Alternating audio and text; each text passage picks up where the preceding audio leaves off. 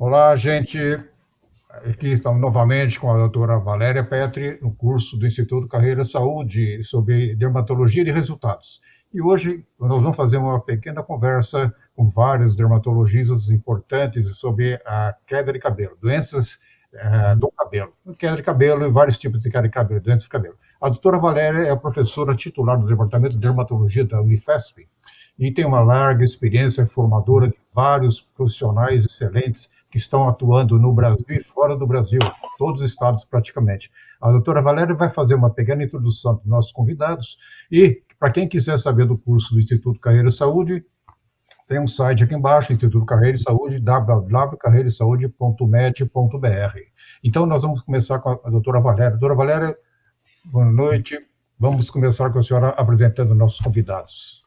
Bem, Obrigado. eu não sei exatamente quando as pessoas vão ver esse vídeo, se é agora ou se é depois, mas esse encontro aqui rápido entre nós é mais para dar uma ideia e até mesmo desfazer, por uma questão de utilidade pública, desfazer dúvidas que existem e até mostrar que os dermatologistas têm uma vivência muito mais intensa, com muito mais complicações do problema do cabelo. Não é uma questão de eu vou ficar careca ou não, será que transplante, implante, será que aquele shampoo funciona? Será que dá certo se eu tentar alguma coisa que faz o meu cabelo ficar mais armado? Então, a questão estética do cabelo é só uma parte, porque de fato a gente tem um monte de situações e doenças que podem alterar o aspecto do cabelo, podem trazer grandes problemas, porque tem pessoas que realmente ficam muito angustiadas com a qualidade e com a apresentação dos seus cabelos, né? E então isso acaba sendo um problema essencial para a pessoa. O sofrimento fica todo relacionado ao cabelo. E seria bom que a gente abrisse um pouco esse leque de possibilidades de entendimento dos problemas de cabelo e fizesse com que as pessoas tivessem uma orientação mais adequada. Não basta entrar na rede e perguntar, bem, o que eu faço com o meu cabelo que está assim, está assado? Não, existem pessoas estudando essas situações e podendo apresentar soluções ou explicar por que aquilo acontece. Tem mais um detalhe, antes que nós possamos falar com as pessoas convidadas.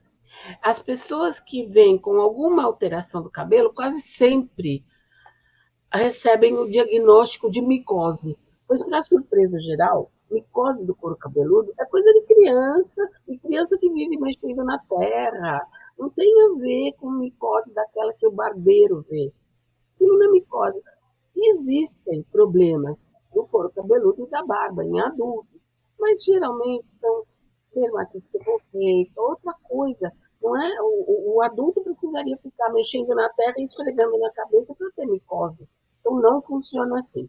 Vamos tentar esclarecer para depois, quem tiver interesse, busca o Instituto Carreira e Saúde, esclareço. A gente não quer que dermatologistas talentosos fiquem só atendendo pessoas e arrumando emprego atrás um do outro para poder pagar as contas. A gente quer que as pessoas façam carreira, progridam, pesquisem, investiguem, corram atrás de soluções científicas de qualidade e sejam muito melhores como profissionais quando são estudiosos e são dedicados e eduquem seus pacientes para que eles pensem da maneira correta. E aí, para isso, eu chamei a professora Isabela Dosch, que tem um currículo grande, que eu já vou ver aqui direitinho para não falar nada errado, mas chamei também duas pós-graduandas que são excelentes. Além de trabalhadoras, são pesquisadoras, são dedicadas, são excelentes no que fazem. Então, porque eu tenho essa confiança nelas, foi que eu chamei para essa conversa. Isabela, enquanto você explica para as pessoas aquilo que você tem como queixa todo dia sobre a questão dos cabelos, eu vou procurar o seu currículo, que é muito comprido aqui. Mas você começou comigo já faz o quê? Mais de 10 anos? Sim. Bom, boa noite a todos. É um grande prazer, uma honra receber esse convite da professora Valéria, professor Paulo também, as meninas. Bom, eu e a professora Valéria, eu tenho um carinho muito especial, além de, claro, uma grande admiração. Foi a minha primeira grande mentora na área da dermatologia, foi quem me ajudou a dar os primeiros passos, né, quando eu estava entrando da dermatologia. Claro, depois tive outras grandes mentoras na área de doenças do cabelo, enfim, que também eu tenho grande carinho e admiração. Bom, professora, eu acho que cabelo é muito comum no nosso consultório, né, do dermatologista, é uma queixa muito comum. Eu acho que a principal que chega ainda é a alopécia androgenética, que é popularmente conhecida como calvície, né? Seja da mulher, seja do homem. Bom, o Paulo está apontando para ele como um exemplo. Sim, Paulo, infelizmente você é um exemplo. Então, a alopecia androgenética, que todo mundo chega e é bem conhecido, o nome popular calvície, eu acho que é uma queixa bastante comum. Caspa também, eu acho que os pacientes vêm se queixando de caspa, né? Na verdade é um nome popular, o nome médico é dermatite seborreica, a professora Valéria já fez uma introdução falando, e sem dúvida as quedas de cabelo. Eu acho que a grande, principalmente para a mulher, né? Eu acho que o homem um pouco menos, talvez se preocupe em não ficar calvo, ou talvez já é calvo e quer fazer alguma coisa para não ficar tanto, ou para melhorar essa caspa, a descamação. E a mulher com a queda, eu acho que a mulher nota, porque tem um cabelo maior, né, vê pela casa. Então, essa queda de cabelo, que aí tem diversas causas, né, para queda de cabelo. A gente às vezes vê também dano de haste, quem faz muita química, às vezes fala que o cabelo está quebrando, então é muito importante para a gente, como dermatologista, especificar bem a queixa, se é queda, se é quebra, porque senão você vai para um lado ou para o outro. Então, acho que essas são as principais questões, professora, no nosso dia a dia. Eu vou falar das suas credenciais e depois das credenciais eu vou perguntar para a Mariane e para a Bárbara algumas coisas relativas a isso que você falou e vamos dinamizar um pouco mais para voltar a isso tudo que você tem para dizer. Vamos lá. Isabela Doshi, médica dermatologista, fez seu título de especialista pela SBD, Sociedade Brasileira de Dermatologia, fez doutorado e pós-doutorado na Universidade de São Paulo, pesquisadora colaboradora da Universidade de São Paulo, Departamento de Dermatologia, né? Participa do Conselho Administrativo de AHRS, você vai falar o que é isso, Sociedade Americana de Pesquisa em Cabelo, é isso? AHRS. Isso.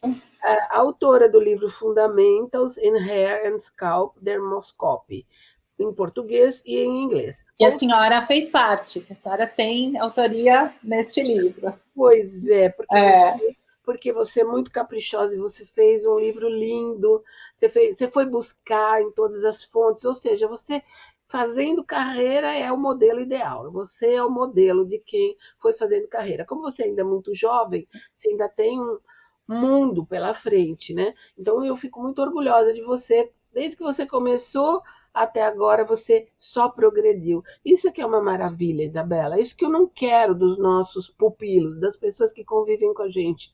Não pode estacionar, não pode ficar só com um emprego. Só, emprego. Emprego é uma coisa. Carreira é você pegar o seu emprego e começar a pensar nos seus pacientes em termos de pesquisa, investigar, vou procurar, vou viajar, vou buscar soluções e vou ser feliz na minha carreira. Vou perguntar para Mariane. Você está vendo essa maravilha da Mariane? Essa daqui também colou em mim, essa também ficou igual você. Então, ela está indo no mesmo caminho. Mariane, quais são as doenças do cabelo, agora falando de situações que já não são as do cotidiano, mas aquelas que mais te impressionaram? Boa noite, tudo bem? Tudo bem. Primeiramente, eu concordo com a Isabela, a gente está tendo, principalmente nessa fase pós-pandemia, uma queixa de queda de cabelo, de seborréia muito frequente, e no dia a dia a gente tem muito desafio, né, em relação às alopécias. Então, a gente tem também o grupo das alopécias que fogem um pouquinho do comum, que a gente entra nas alopécias cicatriciais, então, líquen, lúpus, alopécia fibrosante frontal, e esses pacientes, eles chegam realmente no estado de desespero, porque a gente sabe que queda de cabelo, que calvície, mexe muito com a autoestima, né, do paciente, e muitas vezes eles já chegam pra gente num estado que a gente não consegue mais reverter. O que a gente tenta é manter e preservar aquele cabelo que eles ainda têm, né? Então, já que você falou em alopécia fibrosante frontal, primeiro, o que é alopécia? Fala aí. Você, depois eu quero perguntar para a Isabela, que história é essa de alopécia fibrosante frontal? Isso é coisa de homem, de mulher, de criança, de quem? Quero saber isso. Então, alopécia, o que é? Eu posso dar um palpite? Fale. Então, a alopécia, ela vem do grego alopex, que era uma doença que os gregos achavam que a raposa, como ela trocava de pelo, então ela ficava pelada. Então, eles começaram a chamar de alopécia de lobo, né? Alopécia areata. Areata foi dada depois em latim, mas alopex é do grego raposa. Era a doença da raposa. Por isso que foi chamada alopécia areata. Então, Isso. agora a Mariane pode falar como é que se apresenta a alopecia areata, né? O que é, assim? Não, espera. A Bárbara, enquanto vai buscando o microfone, eu quero que a Isabela fale que história é essa de alopécia fibrosante. Eu quero que você fale, porque você tem algumas coisas para acrescentar, além de dizer o que é. Pode falar. Que eu gostei. Eu ou a Mariane? Quem que a senhora quer que comece? Então tá bom. Mais coisa para falar. Pronto. Então tá bom. Bom, a alopecia frontal fibrosante, até um tema que eu estudo bastante, foi tema do meu doutorado, pós-doutorado. É uma alopécia, como o Paulo disse, é um nome genérico para qualquer queda de cabelo. Na verdade, falar, eu tenho alopécia. É um nome muito genérico, né? Como dizer, eu tenho um carro. Mas que carro que é, né? Que tipo que é? Então, é mais ou menos isso. Então, a alopécia, ela se divide em dois grandes grupos. As não cicatriciais, que são muito mais comuns, que entram os eflúvios, telógenos, entra a alopécia androgenética, que a gente falou que é a calvície, né? As alopécias, às vezes, crônicas por medicação, doenças sistêmicas, enfim, aí tem diversas, mas basicamente essas, a alopécia areata, que o Paulo acabou citando, uma doença autoimune, depois a gente conversa em detalhes, o Paulo é especialista, pode até falar melhor, e o outro grupo das alopécias cicatriciais. Então, o que é isso? Existe uma inflamação que vai matar o pelo, matar a raiz, o bulbo, matar as células troncofoliculares, que é onde gera o estímulo para a formação da haste capilar, então a inflamação pega bem nesta região e acaba acometendo, e causa uma cicatriz nesse local, ou seja, uma queda permanente. E neste grupo está essa doença que a senhora citou, né, falou, alopecia frontal fibrosante, é uma doença relativamente nova, quando a gente fala de medicina, né, que temos séculos de história, é uma doença que foi descrita em 1994, na Austrália, e depois disso, acho que na residência, eu quando fiz residência com a senhora, talvez tenha visto 1 ou 2 casos, 2005, né, tinha pouquíssimo tempo de doença, 10 anos praticamente de doença, ninguém muito sabia. Hoje, uma explosão de casos, a gente pode considerar quase que uma epidemia, a gente usa dizer esse termo até em congressos médicos, e que a gente tem caso em todos os lugares do mundo, consultórios privados, particulares, e praticamente a gente quase que não dá conta de atender. É uma dor... Opa, pode dizer. Eu gostaria que mostrasse, Paulo, um caso de alopecia frontal fibrosante e que a Mariane me dissesse como é que essa alopecia aparece, como você vê isso. E antes que a Isabela dê mais detalhe, porque parece que a alopecia frontal fibrosante não vem só ela, né? Vem com outras coisas, né? Então você vai dizer quais são essas outras coisas, enquanto a Mariane mostra um caso bem característico, um caso bem típico de alopecia frontal fibrosante, para dizer como é que ela entende, como é que ela viu. Porque, afinal de contas, eu sou, como é que eu digo? Ela é minha pupila, né? Eu sou tutora da Mariane e eu quero ver se ela já está bem familiarizada com tudo isso. E o que você acha desses casos, Mariane? Conta para a gente.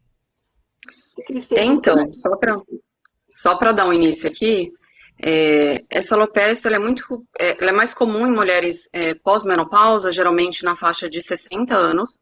Clinicamente, ela se apresenta como essa queda de cabelo, na verdade, essa alopecia em faixa, né? Então, a gente tem um recesso simétrico, principalmente das margens frontal e temporal, dessa implantação capilar. Então vai junto com isso, vai para trás da testa, né? Não? Vai lá para frente, assim, fica com a testa muito aberta, né? Não? Isso. Geralmente essa pele também que tá sofrendo esse recesso, essa queda de cabelo, ela é uma pele também mais pálida, mais atrófica, e a gente vê que ali quase não tem folículo. Quando tem, é um ou outro, mas esse recesso também ele pode variar, né, entre 1 a 8 centímetros. Isso. Isabela, o que você achou da minha pupila?